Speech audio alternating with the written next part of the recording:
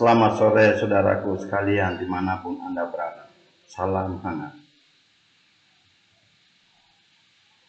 Hari ini saya dipanggil oleh Kementerian Agraria Tata Ruang, Badan Pertanahan Nasional, Kantor Pertanahan Kota Samarinda, Provinsi Kalimantan Timur.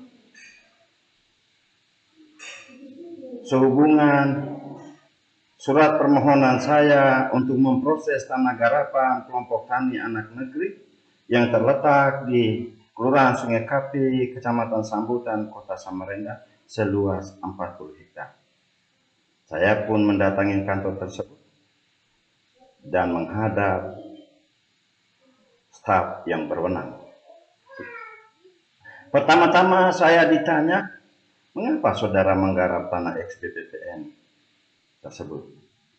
Saya pun menjawab, adakah aturan bagi warga negara untuk menggarap tanah yang terlantar? Silakan membaca aturan, Pak. Alasan saya yang kedua, saya menggarap tanah tersebut karena tanah itu menurut saya sudah tanah negara. Karena tanah itu tanah ex-BPPN. Konon, beliau melanjutkan, bukankah itu tanah Kalimanis atau tanah koperasi Kalimanis? Oh, saya pun menjawab, silakan Pak. Dengan sangat senang, karena ini Bapak yang memulai, silakan mengadu, silakan menguji. Bila perlu sampai ke pengadilan untuk menguji otentik kebenaran tanah tersebut haknya koperasi atau haknya perusahaan Kalimanis.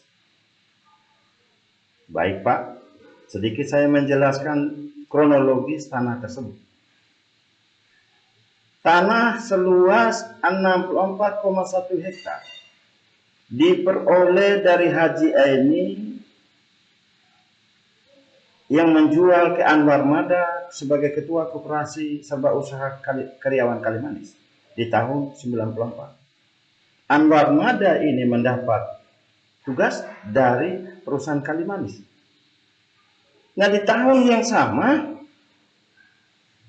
surat tanah itu yang diperoleh dari 59 warga berupa pelepasan hak kaja telah dianggunkan untuk mendapat fasilitas kredit dari Bank Papa Sejahtera Semarang dengan nomornya itu Pak, itu nomornya fasilitas kredit. Tanah yang seharga di tahun 94 1,024 miliar menjadi mendapat fasilitas kredit lebih dari 300 miliar. Berapa untungnya mereka Pak? Di tengahnya proyek pembangunan perumahan yang dilakukan oleh Perum Perumahan 5 Balikpapan Samarinda mengalami kegagalan. Hanya membangun 1000 rumah di atas atau seluas 24 hektar. Nah, terjadilah sisa tanah 40 hektar. Sisa tanah ini menjadi tanah tidak bertuan. Kenapa? Tanah tidak bertuan. Uang tanah ini hanya modalnya pelepasan hak di hutan rawa, sehingga tidak memenuhi syarat untuk bank itu menyita. Karena perjanjian bank dengan obligator atau para BI, Bank Papan Sejahtera itu tanah sertifikat. Kok mereka bisa mendapat fasilitas kredit? Begini ceritanya Pak. PT Kalimanis mendapat rekomendasi dari Kepala Badan Pertanahan Provinsi Kalimantan Timur yang isinya di atas tanah itu seluas 64,1 itu akan tersertifikat. Kedua, koperasi Kalimanis menyatakan bahwa di atas tanah itu sudah ada pesanan rumah. Percayalah Bang. Tapi persoalan yang timbul setelah perusahaan mengalami goncangan keuangan di tahun 97. Dan di saat itu kami mulai menggarap tanah. Di tahun 98, kesepakatan IEM dengan Indonesia untuk memulihkan bank-bank yang bermasalah ini.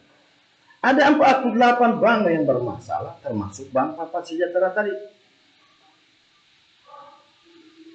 Makanya tanah itu Pak, menurut saya sudah tanah tidak bertuan. Kami kelompok tani ini menggarap dari tahun 97, saya sendiri dari tahun 2003, 2006 saya melakukan ya kebun lebih besar. Karena saya yakin dan percaya tidak ada yang salah bagi kelompok tani. Wow, setelah menggarap pun kami tetap meminta izin mulai dari kelurahan, camat, wali kota, bupati, gubernur, menteri agraria saat itu, sampai presiden. Dan kami mendapat surat balasannya di tahun 2012. Dulu di tahun 2012 tanah ini pernah diganggu oleh PT Himko. PT Himko melakukan aktivitas untuk penambangan batu bara. Saya menyetopkan dan melaporkan ke DPR Kota Samarinda. Atas jasa DPR Kota Samarinda saat itu, PT Himko berhenti. Karena PT Himko tidak punya legalitas. Nah, di awal tahun 2021, bulan Januari, CVGB Valencia, yang direkturnya Surya Samudra, menggusur tanpa kompromi lagi dan telah mengeluarkan batu bara. Ternyata CV ini tidak memiliki izin apa-apa dan tidak punya legalitas. Bagaimana ya cara bernegara begini? Kebun kami lalu digusur, tidak membayar 1 sen pun. Padahalnya di sana Surya juga menjual tanah selain batu bara. Dan banyak sekali oknum yang berseliweran. Sayangnya sampai hari ini kami melapor ke Polres, ke Polda, bahkan ke Polri tentang tanah ini. Polri sudah lewat Itwasum, sudah menjawab dua kali surat kepada kami. Kami minta perlindungan hukum. Supaya apa? Supaya keadilan akan ditegakkan di Republik ini.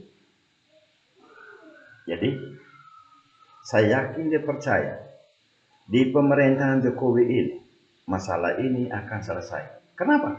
Pada tanggal 15 Juni kemarin kami audiensi lagi dengan Kepala Staf Kepresiden, Deputi 2. Setelah saya memaparkan kronologis tentang perjalanan penggarapan kami dari tahun 97 hingga tahun 2021, Deputi 2 menjawab, sayang sekali negara tidak mengambil langkah-langkah yang progresif. Kok bisa terkatung-katung seperti ini ya?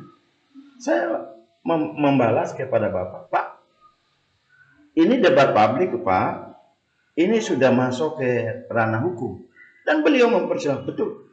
Nah, tanggal 16 Juni kemarin, kami mengantar dokumen, surat-surat permohonan kami itu ke istana, ke staf Deputi 2 tadi. Terbetik di hati saya bahwa memang sungguh beda pemerintahan Jokowi. Bukan mau membanding-bandingkan pemerintah, tapi sebagai warga negara. Saya merasa nyaman karena saya sebagai petani dari Kalimantan. Toh saya menyampai di sana, saya nyampaikan keperluan saya. Malah setelah melewati prokes tes kesehatan COVID-19, saya diantar. Di dalamnya itu, saya hanya ketemu Deputi 2 dengan stafnya.